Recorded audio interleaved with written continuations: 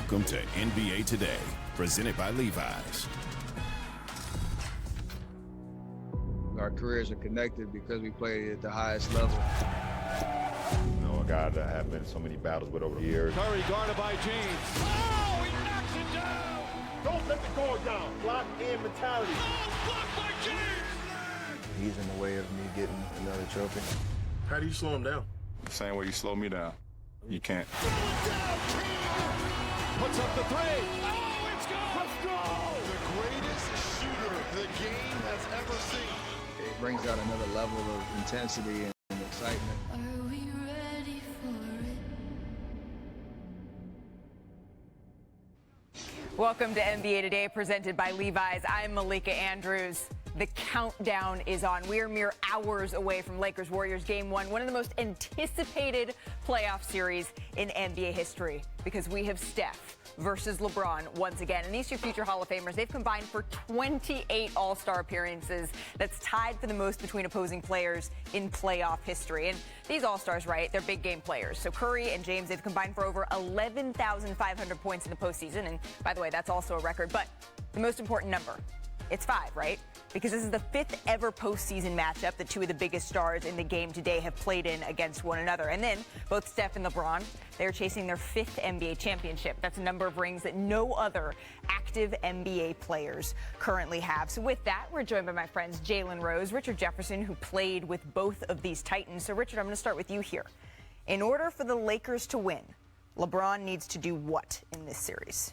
I think LeBron's going to need to depend on his teammates. I think when you look at the amount of different scores that they had in that first round win, they had guys contributing. And LeBron's greatest strength is not necessarily his scoring, is not necessarily, all the things he can do. It's his versatility and how he elevates people's games. That's where Bron's IQ pops up. That's where Bron's IQ shows. He doesn't matter if he's playing with D-Wade and Chris Bosh. It doesn't matter if he's playing with Kyrie and Kevin Love. It doesn't matter if he's playing with AD and a batch of talented players. He always figures it out. So I think that depending on his teammates and his teammates continuing to play like they did in that first round, that's key. This is not a LeBron in 2016, go give us 40 plus, go lead in points, rebounds, assists, steals, and blocks.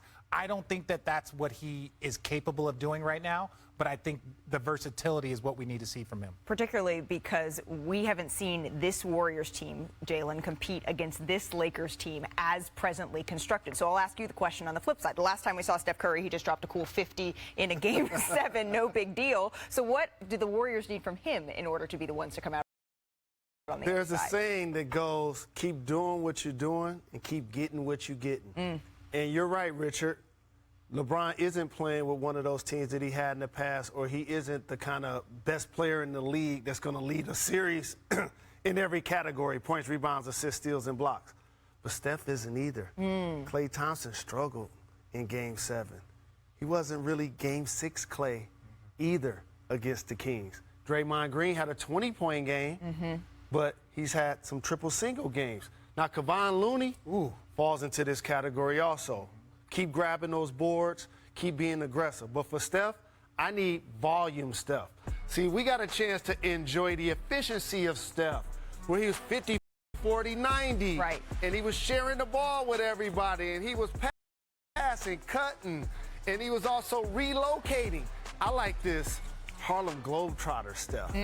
Between the legs, behind the back, in and out of traffic, shooting cinnamon rolls at the hoop, and taking 30, 35 shots a game. I'm still mad. That's what I would like to see him continue to do, because they're going to need it. I feel like all three of us are like still containing our excitement. We're being professional sitting up here. This is a huge game. This is a huge series. It really cannot be overstated. I do want to bring in another NBA champion, Kendrick Perkins, into the conversation, because Perk, you've battled against both of these guys in the postseason, and Richard and Jalen just laid out what each of these superstars is charged with. But who's going to get it done? You know what? I believe it's going to be LeBron James. I think LeBron is going to impose his will in the paint. I don't think we're going to see the LeBron James taking a lot of three-point shots. I think we're going to see a pissed-off LeBron James that is going to impose his will in the paint. whether that's getting out in transition or attacking downhill or even demanding the ball on the low block with those deep seals that he's been doing all season long. I think LeBron James is ready for this moment. A lot of people was out there thinking that the Lakers were wishing for the Kings when I heard rumors that they actually wanted to go against the Warriors. I think they match up better against the Warriors. I think LeBron is going to be a matchup problem for the Warriors. I think if you look over the history, Andrew Wiggins has had trouble actually guarding LeBron James. So I'm looking at Bron to go out there and do his damn thing. Oh, I have no doubt that Bron is going to go do his thing, but I don't know who the whispers were that said that they wanted the Warriors, the defending champions, versus the Kings. Look, I'm not going to disagree with your sources. It's just hard for me to imagine wanting to go against that squad and their history versus a relatively young Kings team. But hey, those are your sources. I trust them. Let's bring another voice of reason into the conversation, Perk. Shall we? Well, I'm just saying, I don't know how you could disagree with my sources. I'm tied in like shoelaces with the league. So I don't know how you could disagree with my sources. Like I ain't elite in this. Someone else who's tied in like shoelaces is Zach Lowe. Zach, when I say Steph Curry, the first question that comes to your mind in this matchup is what? First of all, we got shoelaces, we got cinnamon rolls. My mind is like all over the place. So Steph Curry, number one, who guards him? Is it Jared Vanderbilt who guarded Ja Morant? This is a different kind of player. Is it Austin Reeves? Is it Austin Reeves, which is who I think it'll be? That's a big challenge for Austin Reeves. Right. Second, where is Anthony Davis on the floor? I think on all Steph's off-ball actions, all the pin downs, they're going to try and block him from using those screens and funnel him to the dude who just blocked the Grizzlies right out of the playoffs. But when Draymond's at center and they go small and they get that pick and roll machine running, is Anthony Davis going to be on Draymond? Is that going to pull him away from the rim? Can he contain Steph out there? Or are they going to try and put him off to the side on a Gary Payton Jr. and Andrew Wiggins and say, get ready to meet people at the rim? I think that's fascinating because, like LeBron said about him and Steph at the opening, there's no stopping any of these guys. It's just how do you try to contain them without letting the other guys get easy shots off of their stuff? So then I guess I have to ask, what's the biggest question when it comes to LeBron James? Perk mentioned the LeBron who took so many threes against the Grizzlies. And if we think back at those 4 fantastic finals between these two things, you close your eyes and you imagine an image. It's probably LeBron looking around for Steph Curry and saying, where is he? Bring his guy up to screen for me, because either you're going to switch and I'm going to play bully ball, or you're going to get yourself in rotation and I'm going to start spraying the ball around. That LeBron, bully LeBron, post-orchestrator LeBron, we didn't see that much of against a Memphis team that had a lot of guards for him to bully. I think even at his age and even with all those minutes, the Lakers to be this team are going to need a little bit more of that LeBron than we saw in the first round. Jalen, of all the things that Zach just laid out, what piqued your ears? I think LeBron getting to the basket, Malika, and also playing mid-range and below the free throw line and actually getting to the free throw line, not falling in love with the three-point shot and being aggressive offensively. The one thing that happens is the Lakers did build out some depth, and you can trust D'Angelo Russell to make shots and Austin Reeves to make plays. And Vanderbilt is trying to be confident, more confident taking shots, and even Dennis Schroeder. But the further you advance, it got to be about AD and it got to be about LeBron being dominant in this series. But who's going to take Steph? When Zach suggested Austin Reeves, your face kind of went, ooh, Austin Reeves. Well, here's the thing. Nobody's stopping Steph, so you can't really try to overthink this. Dennis Schroeder's going to be a guy that tries to pick him up 94 feet when he gets into the game, but Steph might already have 10 or 12 points before he get in the game. So that really ain't going to matter when you're going against a great player, but ultimately you got to make Steph work defensively. Yes. So I have a question. This is a team sport, right? And we saw Sacramento at times, throughout the course of a series, just switch out on Steph and trust Trey Lyles and guys like Sabonis to play him one-on-one when they were switched out. That's not going to happen with the Los Angeles Lakers. They're not going to allow Steph to play one-on-one. Right. I mean, they're probably going to trap him and say, you know what? We got to see it from the others. Now, can the others get it done? Absolutely. I mean, they have proven because they have won championships. But I was wondering, even in the Game 7, I thought Mike Brown waited a little too late to actually send a double team at Steph Curry at times. I don't think the Lakers are going to waste any time for us finding a double team at Steph in Game 1 tonight. You're saying make the others beat you. Well, Steph Curry is 15-7 versus LeBron head-to-head in these playoffs all time. But, my friends, we are just getting started on this massive preview for this Western Conference showdown. We have a lot to get to over the next hour. But speaking of individual performances, I mean, Jalen, did you see what James Harden did last night? We are going to dive into that and how worried we should be about the Celtics. Dive in it. Plus, stick it in the East. Game 2 between the Knicks and the Heat is set to tip off in just a few hours. Adrian Wojnarowski joins us with the latest injury updates. Plus, Jokic and the top-seeded Nuggets. I mean, they're looking good. They are rolling up 2-0. Our panel on If the Sun is Setting in Phoenix. Don't go anywhere. We are just getting started. NBA Today is presented by Levi's, celebrating 150 years of the 501 gene. And Boston by 1. Harden sizing up Horford. It's a 3. 2.6er lead. I work on that shot every day. I got the confidence to shoot it. Harden spectacular. 45 points. We are here to win. We're coming here to get Game 2 as well. The Sixers have captured Game 1. Honestly, we should have known. When James Harden walked in wearing this Oscar the Grouch. We should have known when he was in Vegas this past week. That's No what doubt. we should have known. He needed a vacation, Hey, look, Richard. you know what? I was wrong. I got no problem. Well, he got after it. No Joel Embiid, remember, in this one, going into Boston.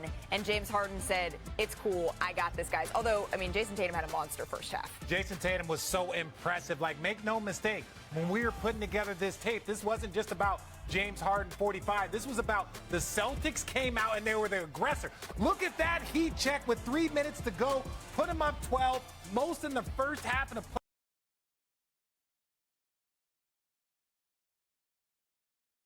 Jason Tatum's played a lot of games, y'all. Jason Tatum, 39 points overall, 26 in the first half. But in the fourth quarter, I mean, this was historic James Harden. This was Houston James Harden. He was in his bag. It was impressive. Again, we've had so many conversations over the last couple of seasons. Is this who he is? Can he be this person?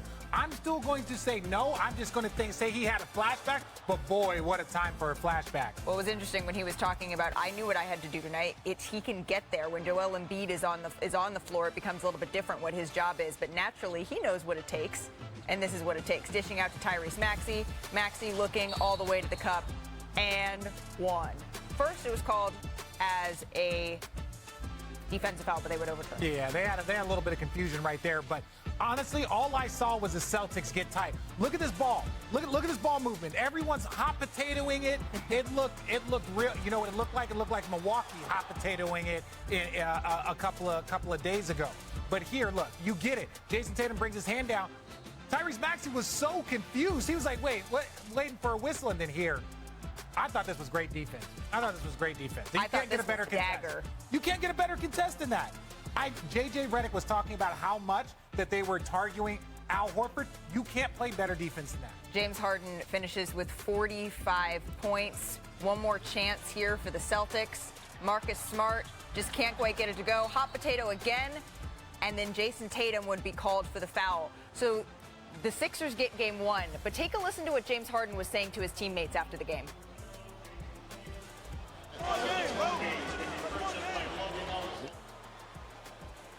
He said it's one game. Be excited, but not too excited. Let's take a listen to more from Harden. I haven't felt one of those zones in a minute. It felt really good. You know what I mean? Just to be aggressive and shoot the basketball and do what I want. You know what I mean? Like, that felt really good.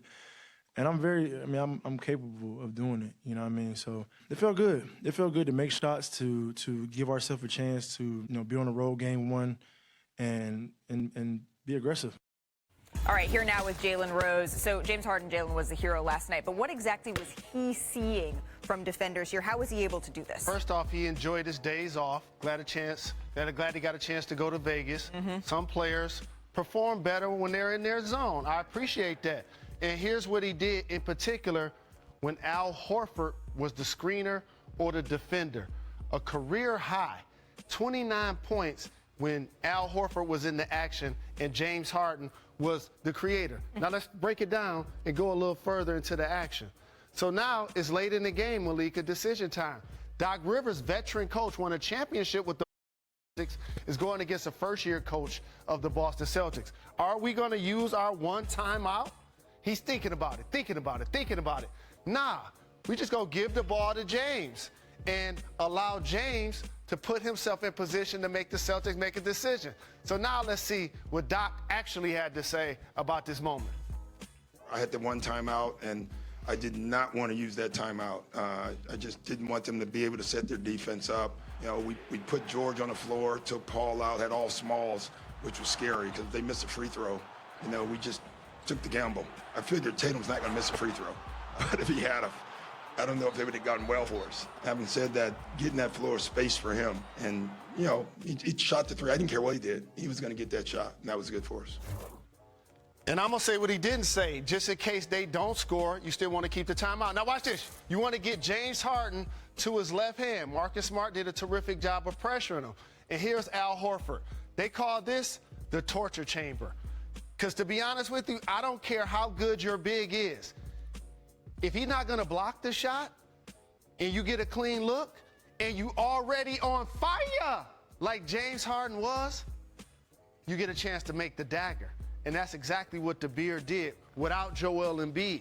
The 76ers go and bully game one at Boston. Well, and that shakes up the odds for this series, Jalen, because after losing game one as the 10-point favorite, the Celtics, they actually have a better record as an underdog than they do as a double-digit favorite this season. That's after recording the most losses and most win percentage as a double-digit favorite in the last 30 seasons. So let's take a listen to the Celtics after the loss. They were just in a rhythm throughout the whole game, and, you know, I don't think our pressure and intensity was necessarily as high as it probably should have been to start. Embiid being out tonight, you know, as much as you don't want to say it wasn't a factor, I think it was. You know, and we have to be better, and we have to understand that we have to be able to play with whatever happens, whatever variables, and but with our team, I just seen it happen, you know, for us for whatever reason. So back here with Zach and Perk, and last night it actually marked the first time the 76ers took a game one in a series against the Celtics since 1981. That's after losing 6 straight. So I do want to stick with the Celtics here, but one quick note on the 76ers. Doc Rivers did say that Joel Embiid was able to run today for the first time since spraining that LCL, so potentially he could be on his way back here, Zach. How worried should the Celtics be overall? First of all, standing ovation for James Harden, an absolute masterpiece when his team needed it most. The Celtics, since those first 2 games against Atlanta, their defense has been just kind of a mess. 5 games in a row of weird breakdowns that are not characteristic of a team that was number 2 in defense this year, number 1 by a mile last year. And it was evident last night. People won't remember it because of the shot clock violation steal in the Harden shot. But if we look at some of the film from last night, these are just weird plays where who's guarding DeAnthony Melton? You are. Oh, wait, nobody is. Oh, my God, DeAnthony Melton's wide open. They're getting too cute, trying to switch and pick and roll. Rob Williams does a nice job. Too little, too late closing out. Here's a staggered screen. Paul Reed just walks to the basket. Who's talking? Whose job is that? This is a serious championship contender. Anyone on our set could have scored that basket. Here's a baseline out of bounds. James Harden. Marcus Smart shoots the gap, and you let the inbounder get a wide open 3. They did this twice against the Hawks down the stretch of their clinching game 6 in that series, even though they won the game. It's stuff like that that just makes you think, as good as this team is on offense, and Joe Mazzulla talks about how we set our identity with our offense, they made the finals last year by setting their identity with their defense. Right. And their defense has been a mess for 5 games in a row. Just weird stuff like this that they need to iron out now before Joel Embiid comes back in this series. Absolutely. Perk? Well, the thing is, Zach, to follow up, is that they're not even thinking about defense. They're thinking about offense, and it's happening to affect their defense. They're thinking about how I'm going to go my turn on the offensive end, and no one is thinking about guard. James Harden hadn't hit that many mid-range jump shots since Moby Dick was a goldfish. And when it comes down to looking at the perimeter defenders that the Celtics have in Jaylen Brown, Jason Tatum, Marcus Smart, Malcolm Brogdon, Derek White, Grant Williams, all of those guys are capable of defending. But again, if you see a guy has it going in the first quarter and a guy's torching you throughout the course of the game, I'm just trying to wonder, and I'm curious, at what point are you going to fire a double team at James Harden the way that he was carrying the Sixers last night? Now, granted, I believe Tyrese Maxey had 26 points, but he didn't shoot well from the field. But again, the Celtics harped on all season long that they couldn't wait to get to this moment.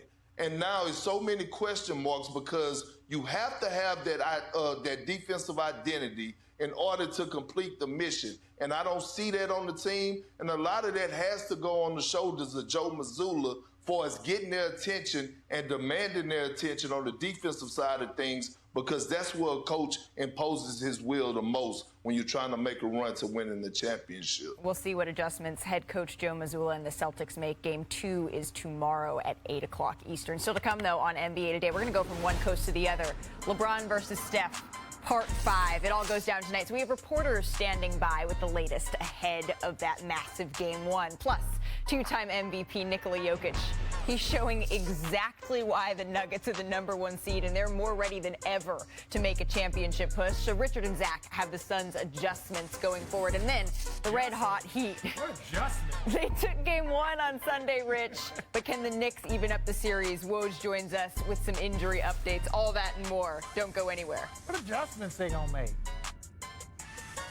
You know who made charbroiled flavor famous. So famous, they named a burger after it.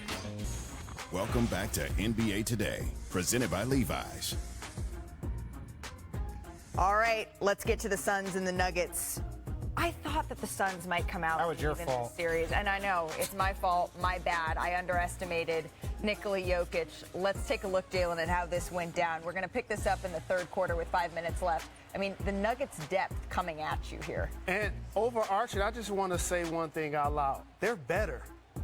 And here's what I mean. They're taller. They're more physical. They're younger. They're deeper. And they have an answer for everything that the Suns can possibly throw at them. And this guy is literally a wild card, the Joker. Somebody's going to make people around him better, but turn into a scorer that night. But again, Devin Booker has been terrific as a scorer. He's been unstoppable in these playoffs so far. But that guy's the reigning two-time MVP for a reason. And Bismack Biyombo, he's working as hard as he can. Best Ain't of luck. gonna be able to do it. Exactly. Chris Paul left in that quarter and wouldn't return with hamstring soreness, Richard. And then the Nuggets, they just kept coming at you. Well, it was just impressive. Look, Jamal Murray didn't have a great game. Right. But ultimately, they have the insulation around Jokic and around Murray to stop a bad night. So Jokic can have a bad night, Murray can have a bad night, but they have so much talent, and they play a system where everyone knows that they're going to be included. The Nuggets, they pulled away with the win. I had to, rub my eyes at the final score. Under 100 points for both teams. Let's take a listen to head coach Michael Malone after the game. I marvel at his greatness. I marvel at his consistency, his excellence, his ability to find so many different ways to beat you, whether it's scoring, rebounding, playmaking. Not afraid of the moment. There's so many quality candidates, and you're right, it will be a really close race, but I know what motivates Nikola Jokic, what motivates myself and the rest of the guys in that locker room is not the MVP. It is our journey to try and win the first championship in franchise history. So the Suns' game-high 8-point lead had just been trimmed to 3. That's when Chris Paul left with his injury, and it was all Nuggets from there. Denver outscored Phoenix 41-28 over the final 16.5 minutes of the game. Booker and Durant scoring all but 6 of those points for the Suns. So I want to bring Zach Lowe back into the conversation here. Zach, what did you see from Nikola Jokic? 39 points here. What did you see in that performance? So a lot of points for a pass-first center. And one thing I noticed, Game 1, they only gave him 7 post touches on the block. I think they wanted to feel it out. DeAndre Ayton's had some success guarding him without much help in the past, including 2 playoffs ago. Let's see if they're going to send doubles. If they're not, how Nikola does in the post. Yesterday in Game 2, they came out right away. We are pounding it inside and seeing if you can stop us. And here we go. By the end of the game, you see Phoenix start to send help. And when you get Nikola Jokic against DeAndre Ayton and you feel stressed out enough to send help, yeah, they didn't score on this possession, but those passes are going to be there. Here's another one. Chris Paul kind of sits in his lap. That kick out is flying out to KCP maybe in the next game. I think the Suns hoped that they wouldn't have to send help like that. And as last game went on, 15 post touches, double his game one amount. He started to chip away, and you could see chips in their defense. And if that continues, it's a whole other avenue of scoring that they didn't have in the first game. How about the Sun side, Rich? Oh, well, the Sun side, it's going to be tough because you need to be able to pick what you're going to do. We saw it in the Brooklyn series where it's like, do we double team Joel or do we try and stop everyone else? Here, if you're the Suns, it's like, well, if Jokic is going to be that aggressive and then you're like, okay, well, if we double team him, then everybody else around him is going to feed off of him because we know how well he passes the ball and all that stuff. So the Suns are in a very difficult spot. They don't have a ton of depth, but ultimately the only thing that I can see is they have to figure out how Kevin Durant can get going in the way that we've seen him dominate. Right now, Devin Booker looks like he's the one that's dominating. Devin Booker looks like the 1A. No one believes that Devin Booker's the 1A. We know he can be, but we think when Kevin Durant is on that court, they've got to find a way to make the Nuggets react to Kevin Durant. Yeah. Right now, you're trying to react to Jokic. What do we do to Jokic? Well, on the other side, the Phoenix Suns have somebody that is just as impactful, Kevin Durant, in a different way. And I feel like right now, he didn't shoot well from three. He was 2 for 12 from three, 27 shots. He's Mr. Efficient. They've got to figure out a way to make the Denver Nuggets look. It's like, okay, what do we do with KD? Do we send another guy to him? Do we blitz him on pick and rolls? Right now, they're not having to react to him. They're just playing quality defense and then doing what they do on the other end. But you know how the saying goes, right, Zach? The series doesn't start until a team wins on the road. Is this just a matter of the Nuggets taking care of home court here, or is there something deeper? No, it's more than that. They looked really comfortable against Phoenix. And RJ's right. Kevin Durant is not involved enough in the offense. And, yeah, he was off shooting-wise yesterday. And at home, you know he's got a great shooting game in him. Some of those same looks will go in. But where are the Chris Paul, Kevin Durant pick and rolls? Where are the Kevin Durant, Devin Booker pick and rolls? Where's all that two-man stuff that we kind of envisioned when they paired all these guys together? He's involved as a shooter, but he's spending way too much time hanging out in the corners, hanging out on the wings, being a glorified kind of off-ball threat. And that's not Kevin Durant. They got to find ways to get him involved that aren't just, okay, we'll give you a post touch here. Let's see what you can do against Christian Brown. He needs to be part of the offense more than he is. I'm a little confused by that, to be honest. Jalen, give me a feel for this here. How worried should we be? The Suns is in trouble. And I hate the saying that a series doesn't start until the road team wins. Because you could win out at home. Because that means you got to win 4 out of 5. Yeah. And that's usually unrealistic. And I hate to tell you guys, Kevin Durant played over 40 minutes. He took 27 shots, and they equaled 24 points. Oof. They're making KD also work defensively. Yep. Aaron Gordon name needs to get said because in game 1, he was terrific offensively. He has the bulk and the athleticism to post KD and just to make him work. That's all. And also for the Denver Nuggets, in particular, their depth is going to be a problem as this series continues to progress. Is CP3 going to even play in the next game? He's dealing with a groin injury. And so for the Suns, this is a moment where obviously game 3 is a must-win game. But, man, if they're going to win this series, it's going to have to be KD equals Steph. It's going to have to be Booker equals yesterday James Harden. It's going to have to be Herculean efforts to lift them in order to win this series. The Denver Nuggets are in pole position. 1 for 2, 0 for 2, 1 for 7, 0 for 5. That was the Phoenix Suns bench. That ain't getting it done. That's not going to get it done, especially when you're going against the depth of the Denver Nuggets. All right, let's stick in the West here and get to ESPN. Tim McMahon's reporting that the Grizzlies do not intend to re-sign Dillon Brooks in free agency. So this is according to his league sources. We'll take you in Detroit, dog. By The Athletic, Jalen. And Brooks struggled offensively right in the playoffs, created distractions, called out LeBron James during Memphis's first-round series. So, Kendrick Perkins, you've been a big supporter of the Grizzlies. Where do you stand on their move to not bring back Dillon Brooks? Well, I mean, I expected them not to, but again, it's not what you do, it's how you do it. And I don't think it's funny, to be honest, on how the Grizzlies Grizzlies are handling this situation for us Dillon Brooks. It's one thing for us to clown and joke about him throughout the course of the series, but when you come back and you say that you're not going to bring him back throughout, no matter the circumstances, like 0 chances, like this guy is up for a contract. This guy spent 6 years in your organization, and a couple of those years he was actually great for you. So at the end of the day, my thing is when it comes down to affecting the livelihood, and it's also a reflection of your organization, this is not the way you want to be trending. If you're trying to be eye candy and attract guys to come in and play alongside Jaren Jackson Jr. and Ja Morant, you don't want them to feel like, oh, this is how they did Dillon Brooks, because that's how I would look at it. And it's just very disturbing to me that they would handle this situation like this. If they didn't want to sign them, so what? Don't sign them. But you don't have to put it out there like that, like he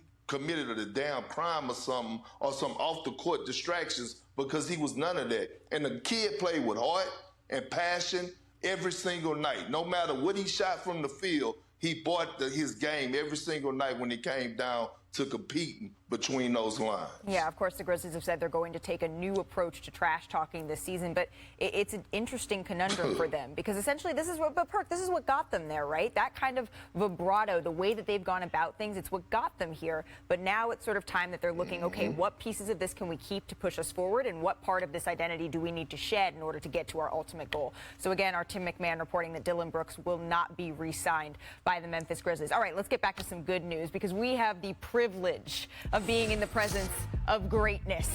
And I'm talking about Richard Jefferson. Amen. I really am. You were the teammate of legends, LeBron, Steph. He dives into that legendary clash after this. You're right about Dillon, Perk. Wow. We are less than 7 hours away from tip-off between two Titans, Stephen Curry, LeBron James, the Lakers, and the Warriors. They get their second-round series started tonight at 10 o'clock Eastern in the Bay Area. So for more on this series, we welcome in our ESPN reporter who is covering the Lakers, Dave McMenamin. And Dave, earlier in this show, we talked about the task that is slowing down Stephen Curry. What more can you tell us about how the Lakers plan to guard him tonight? Yeah, Malika, Lakers shoot-around this morning at Chase Center. We spoke to two of the guys who will be most important when it comes to trying to stop Steph Curry, Jared Vanderbilt and Dennis Schroeder. And Vanderbilt's point was, hey, it's an entire team defense that needs to have this effort against Steph Curry, pointing out that the Warriors offense has the highest pace of any team in the postseason this year. And while certainly the Lakers defense got used to running when it came to the fast-breaking Memphis Grizzlies, there's less half-court play from Golden State playing with that type of pace. And then when it comes to the Dennis Schroeder's input, when he came into the league, Steph Curry in his second year and in his third year was getting his back-to-back MVP. So the entire time Dennis Schroeder's been a pro, he's looked up to another guy playing his position as the greatest player of all time as a shooting point guard. And so both these guys recognize we got to try to limit their threes, run Steph Curry off the line as much as possible, and be ready to get back defensively. Well, and of course, we've heard the X's and O's side of it, Dave. Thank you. But it makes me think back to that quote LeBron James gave a couple of years ago. How do you slow him down the same way that you slow me down? You really can't. So there has to be some ingredient of that as well. Dave McMenamin, thank you so very much. All right, so that is the Lakers side of things. Let's get to the Warriors side ahead of this massive Game 1. And for that, we welcome in our reporter covering Golden State, Kendra Andrews. Hey, sis, cute photo in the background there. Kendra, can you take us inside the film sessions that the Warriors have had over the last couple of days? Yeah, Malika. Well, these long, intensive film sessions have been a staple for the Warriors all season, but really this playoffs as they've dealt with a lot of tight, quick turnarounds. And yesterday they were held up in Chase Center for hours, just digging through Lakers footage. They watched a lot of film from their series against the Grizzlies that Dave was talking about, and then also some from the regular season and their regular season matchups. But I'm told that the Warriors feel that that film doesn't necessarily paint an accurate picture of what they think this series could look like. You know, LeBron James was in and out for the Lakers. Steph, in and out for the Warriors. The Lakers were without a lot of their key contributors that they have now. The Warriors were without Andrew Wiggins and Gary Payton. So they feel that these are two teams that look quite different than they did in the regular season. But through watching all that film, what the Warriors are focused on is navigating the Lakers' interior presence on both ends. You know, you heard Dave talk about how the Lakers want to run Steph off the three-point line. Well, the Warriors want to take a lot of three-point shots in this series because of AD, Jared Vanderbilt. And then you have a certain player like Kevon Looney, right? He was such an X factor for the Warriors in the first series, but Steve Kerr said, I might not be able to play him that way against the Lakers, but we won't know all of that until we actually play one of these games. Let the games of adjustments begin. Kendra Andrews, thank you so very much. Enjoy this game. It is going to be absolutely electric. Yeah, it's me over here. Hello. All right, coming up here on NBA Today, this Heat and Knicks rivalry, oh man, it goes way back, Richard. So Woj takes us through the history between these storied franchises. NBA Today will be back after this. That was fun. There are bad feelings between these two teams. Whenever those two teams faced each other, it was always drama. They knew that if they played against our team, we were coming after them. This one's going to get really ugly. And there's a fight breaking out. Jeff Van Gundy is on the bottom of the pile. Houston ducks under. Got it! For the third straight year, the Knicks break Miami's heart. Miami rips the heart out of the New York Knicks. It's always good for the league when there's a Heat-Knicks playoff series. Let's get ready to rumble! Welcome back to NBA Today, presented by Levi's. A rivalry was renewed this weekend in Madison Square Garden when Miami turned up the heat, stole Game 1 from the Knicks. And it may not be Alonzo Mourning and Ewing anymore, but they were certainly in the building for this new chapter. Because these two teams, they have a punchy history. Adrian Wojnarowski has more. Houston ducks under. Got it! And the New York Knicks have become the second team in NBA history to knock off a number one. This one's going to get really ugly.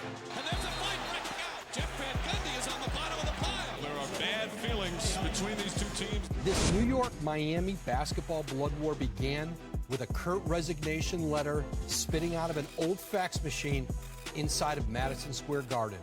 Nearly 30 years ago, Pat Riley informed the Knicks of his resignation and ascension to an historic package of power and wealth on South Beach. Old Man Riles delivered the opening salvo for 3 decades of an on and off again Eastern Conference death grip. From Zoe and LJ to Ewing and Oak to the brothers Van Gundy. Heat Knicks is a rivalry short on aesthetics and long on blunt force trauma. Jimmy to the rim. The catch put up. It's in!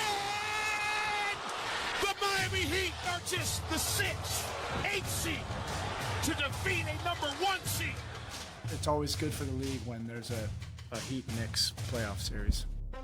So now, here comes Riles and Eric Spoelstra with Jimmy Butler, the hottest player in these playoffs, a Garden villain straight out of Central Casting.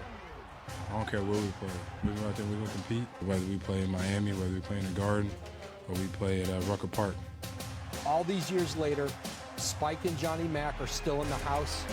The Knicks are a throwback to their 1990s roots with guard Jalen Brunson, whose old man played in his share of those series. It's great to play in the Garden and have that advantage, and I think for us, we're just going to focus on one game at a time. The Eastern Conference braces for a brawl that threatens to spill onto New York's 7th Avenue and Miami's Biscayne Boulevard. Again, it's the Knicks Heat in the Eastern Conference playoffs, and everyone ought to prepare themselves for one unescapable truth. Once the ball goes up, all hell breaks loose.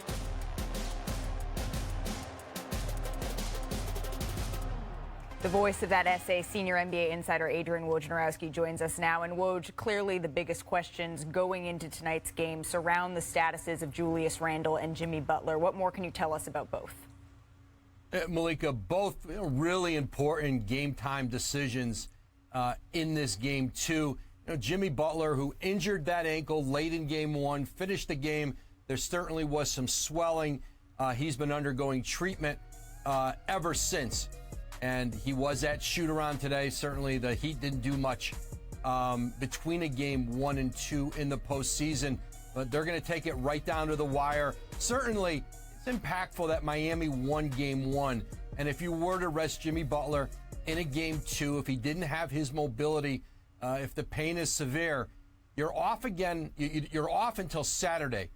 This series doesn't pick up until game 3 in Miami. That buys him more time. And on the other side, Julius Randle, who got out on the court Sunday, was able to move around a little better. That ankle has gotten better. Second time that he has sprained it within a month. And this is a player in Julius Randle who did not miss any regular season games. He was 77 for 77 on his way to trying to play all 82 before he injured that ankle late in the regular season. Down 0-1, certainly there's an urgency with Julius Randle to find a way to get out and play. I think that would be the case if they were up 1-0. But certainly I think Randle's going to give himself every opportunity he can to try to warm up tonight and see if he can play. But still uncertainty. Again, you don't want to go back to Miami 0-2, and certainly that's going to weigh heavily on Julius Randle's mind and the team as they make a decision on him for game 2 tonight. Some important game time decisions coming up as the Knicks try to even this series at 1 apiece. Woj, thank you so much for spending some time here on NBA Today. Still to come on our show, we are one step closer, my friends, to the next chapter in the LeBron versus Steph rivalry. We have a story that you need to hear in just 60 seconds.